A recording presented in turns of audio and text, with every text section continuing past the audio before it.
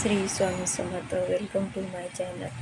हा व्हिडिओ गोकुळाष्टमीच्या दिवसाचा आहे. तुम्हाला लेट येत आहे काही कारण असल्यामुळे.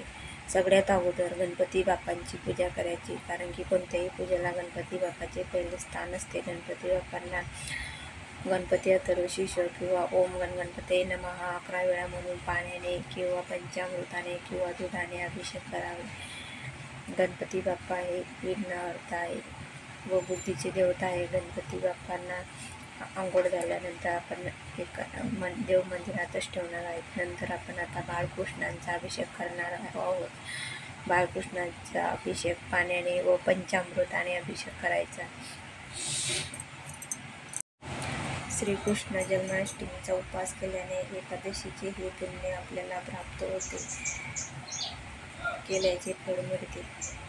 जन्माष्टमी ही सर्व भाविक भक्त उपवास करत असतात व मनवत असतात.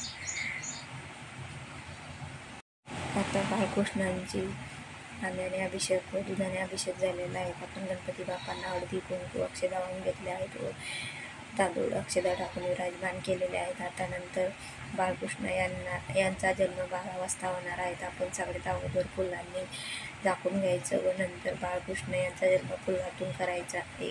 नंतर ठीक 12 वाजता फुलातून बाळकृष्णांना काढायचं व विधीपूर्वक पूजा करायची. अष्टगंध हळद कुंकू लावून घ्यायचे व फुलं अर्पण करायची.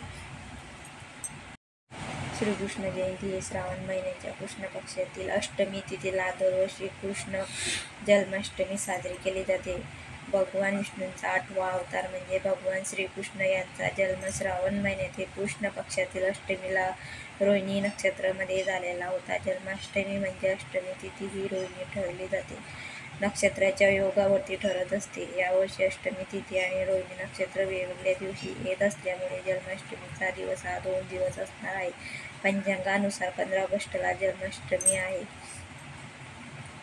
भगवान श्रीकृष्णांचा जन्म हा अष्टमीच्या मध्यरात्री झालेला होता. त्यामुळे ज्या दिवशी मध्यरात्री अष्टमी तिथी येते त्या दिवशी श्रीकृष्ण यांचा जन्म मानला जातो. उपवास आणि पूजा करणे हे शुभ मानले जाते आणि तो दिवस श्रीकृष्ण जन्माष्टमीसाठी योग्य असतो. त्यामुळे परंपरेनुसार 15 किंवा 16 ऑगस्टला आपण साजरी करू शकतो. शास्त्रानुसार 15 ऑगस्टला जन्माष्टमी साजरे करणे हे जास्त शुभ मानले जाते, कारण अष्टमी तिथी जी आहे ती संध्याकाळी असते, मध्यरात्री 12 वाजता असणार आहे. 15 तारखेला संध्याकाळी 11:39 जी अष्टमी तिथी आहे तर ती सुरू होत म्हणजे शुक्रवारी संध्याकाळी 12च्या नंतर खरं तर दुसरा दिवस मानला असतो, म्हणूनच 16 तारीख ही सुरू होते. जर देखील आपल्याला शुक्रवारी संध्याकाळी 12 वाजता नंतर जी अष्टमी तिथी आहे तर ती जास्त वेळ असणार आहे, कारण दुसऱ्या दिवशी 16 तारखेला बघायचं झालं तर 16 तारखेला रात्री 9 वाजता 34 अष्टमी तिथी संपणार आहे, म्हणजे शनिवारी रात्री ही अष्टमी तिथी आहे.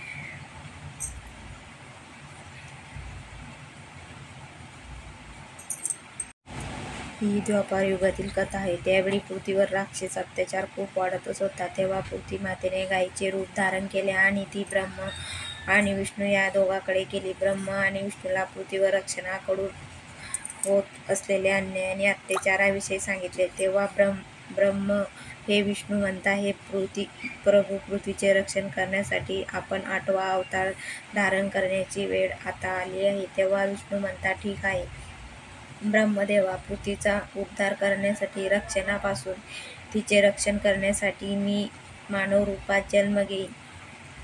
भोजवंशी राजा उग्रसेनी हे मथुरेचे राजे होते. त्यांच्या मुलाचे नाव कंस असे होते. कंस हा जनतेवर खूप अन्याय आणि अत्याचार करायचा. हा स्वभावामुळे त्याने त्याचे वडील उग्रसेना याने सुद्धा बंदी बनवून कारागृहात डांबून ठेवले. कारागृहात जाताना महाराज उग्रसेन कंसाला म्हणता, एका दिवशी तुझ्या पापाचा गळा नक्की भरेल. तू माझा मुलगा आहे याची मला खंत वाटते. सैनिक त्याने बंदी बनवून कारागृहात घेऊन जातात आणि मग कंस मथुरेत राज्य करू लागतो. देवकी हिच्या विवाहाची तयारी चालू असते. देवकी ही मथुरेचे राजा उग्रसेनाने याचे बंधू. देवकी याचा छोटी कन्या होती. ती कंसाची खूप लाडकी होती. तेव्हा कंस देवीकडे जाताना आणि म्हणतो, देवकी, उद्या तुझे लग्न होणार, इथे तू कायमची इथून निघून जाशील. तुझे विण्याहार आज मला खूप खाली वाटेल. तेव्हा देवकी म्हणते, बंधू, मला सुद्धा तुमची खूप आठवण येईल. मग दुसऱ्या दिवशी देवकीचा विवाह वासुदेव नावाच्या युद्धवासी सरदार बरोबर होता. मग देवकी आणि वासुदेव या दोघांचा विवाह पार पडल्यानंतर देवकीचा पुत्र हा 8वा श्रीकृष्ण जन्माला आलेला होता. नंतर आपली पूजा झालेली आहे. तर आता आपण विष्णू सहस्रनाम 1000 वेळा एक तुळशीपत्र घ्यायचे व एक नाव म्हणत अर्पण करायचे. आपल्याकडे तुळशीपत्र नसेल तर एक हातात घेऊन 1000 नाव म्हणायचे व शेवटी एक तुळशीपत्र अर्पण करायचा व नैवेद्य आरती ठीक 12 वाजता करायचे व पाळणा म्हणायचा.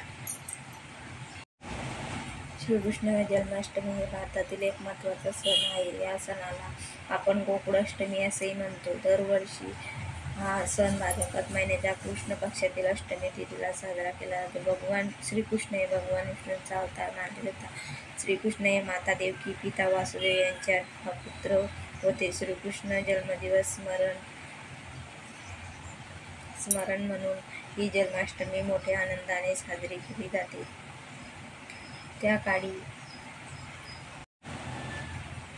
काळी मथुरेचा राजा कंस हा खूप अत्याचारी व अन्यायी होता. त्याला एकदा अशी आकाशवाणी झाली होती की त्याची बहीण देवकी हिचा 8वा पुत्र त्याचा वध करेल. म्हणून कंसाने देवकी व वासुदेवाला बंदिस्त बनवून अंधार कोठडीत ठेवले. कंसाने देवकीच्या 7 मुलींना मारले. देवकीला जेव्हा 8वा पुत्र जन्माला तेव्हा भगवान विष्णूने वासुदेवाला असा आदेश दिला की या पुत्राला नंदाच्या घरी ठेवा. त्यानुसार वासुदेवाने आपल्या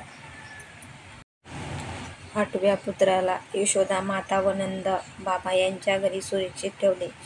श्रीकृष्ण जन्माष्टमी दिवशी सर्वत्र भक्तमय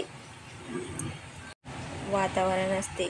श्रीकृष्णाची जन्माष्टमी अशी साजरी केली जाते. सर्व मंदिरांमध्ये कीर्तन भजने चालू असतात. फुलांनी सजवली जातात आणि ठीक 12 वाजता बाळकृष्ण यांचा पाळणा व आरती केली जाते.